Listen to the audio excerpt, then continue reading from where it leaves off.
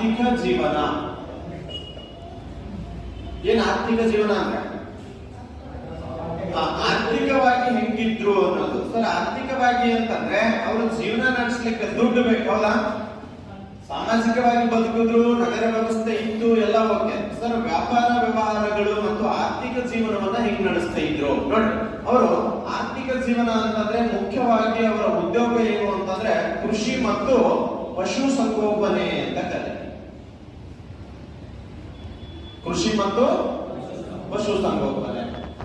Sir ಹಾಗಾದ್ರೆ ಕೃಷಿ ಅಥವಾ ಪಶು ಸಂಗೋಪನೆ, ಕೃಷಿ ಅಂದ್ರೆ ಏನು? ವ್ಯವಸಾಯ, ಹೌದಾ? ಒಂದು ವ್ಯವಸಾಯವನ್ನ ಮಾಡ್ತಾ ಇದ್ರು, ಬಿಟ್ರೆ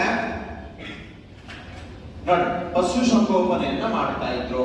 ಆಕಳು, ಕುರಿ, ಕೋಳಿ ಇವುಗಳನ್ನ ಸಾಕ್ತಾ ಇದ್ರು ಅಂತ ಹೇಳ್ತೀವಿ. ಸರ್ ಹಾಗಾದ್ರೆ ಕೃಷಿ ಅಂತ ಹೇಳ್ತೀರಿ, ಕೃಷಿ ಮಾಡಿದ್ರು ಅದಕ್ಕೆ ಏನಾದ್ರೂ ಪುರಾವೆಗಳು ಸಿಕ್ಕಾವೇನು?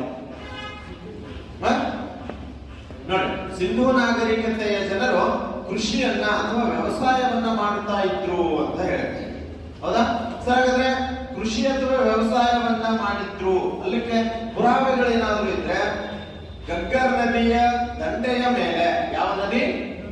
ಗಗ್ಗರ್. ಸರ್ ಗಗ್ಗರ್ ನದಿ ಅಂತಂದ್ರೆ ಸರಸ್ವತಿ ನದಿಗೆ ಗಗ್ಗರ್ ನದಿ ಅಂತ ಕರೀತಾರೆ. ಯಾವ ನದಿ? ಎಸ್, ಸರಸ್ವತಿ ನದಿಯ ದಂಡೆಯ ಮೇಲೆ ಅಥವಾ ಗಗ್ಗರ್ ನದಿಯ ದಂಡೆಯ ಮೇಲೆ ಕೃಷಿಯನ್ನ ಮಾಡಿರುವ ಕುರುಹುಗಳು ಅಥವಾ ಬಿತ್ತನೆ ಮಾಡಿರ್ತಕ್ಕಂಥ ವ್ಯವಸಾಯ ಮಾಡಿರ್ತಕ್ಕಂಥ ವ್ಯವಸ್ಥೆಯನ್ನ ಕಂಡು ಬರ್ತದೆ. ಸರ್ ಗಗ್ಗರ್ ನದಿಗೆ ಇವತ್ತೇನಂತ ಕರಿತೀವಿ ಅಂತಂದ್ರೆ ಸರಸ್ವತಿ ನದಿ ಅಂತ ಕರಿತೀವಿ. ಹಾಗಾದ್ರೆ ಇವತ್ತು ಸರಸ್ವತಿ ನದಿಯ ಬತ್ತಿ ಹೋದ ಭಾಗವನ್ನ ಏನ್ ಸರ್ ಬತ್ತಿ ಹೋದ ಭಾಗ ಅಂದ್ರೆ ಇವತ್ತು ನೀರಿಲ್ಲಾದ್ರೆ ಭೂಮಿಯನ್ನು ಬತ್ತಿ ಹೋಗದಲ್ಲ, ಆ ಭಾಗವನ್ನ ಏನಂತ ಕರಿತೀವಿ ಅಂತಂದ್ರೆ ಗುಪ್ತಗಾಮಿನಿ ಅಂತ ಕರೀತಾರೆ. ಏನಂತ ಕರಿತೀವಿ? ಗುಪ್ತಗಾಮಿನಿ. ಕ್ವಿಂಟಲ್ ಅನ್ನುವ ಪದದಿಂದ ಅದನ್ನ ಗುರುತಿಸ್ತೀವಿ.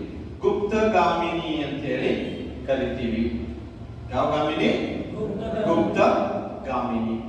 ಆಮೇಲೆ ಈ ಸಿಂಧೂ ನಾಗರಿಕತೆಯ ಜನರನ್ನ ಮೆಲುಹು ಅನ್ನುವ ಪದದಿಂದ ಗುರುತಿಸ್ತಾ ಇದ್ರು ಅಥವಾ ಕರೀತಾ ಇದ್ರು ಅಂತ ಹೇಳ್ತೀವಿ. ಮೆಲುಹು ಅಂತಂದ್ರೆ ಫಲವತ್ತಾದ ಭೂಮಿ ಉಳ್ಳವರು ಅಂತ. ಏನು? ಫಲವತ್ತಾದ ಭೂಮಿ ಉಳ್ಳವರು.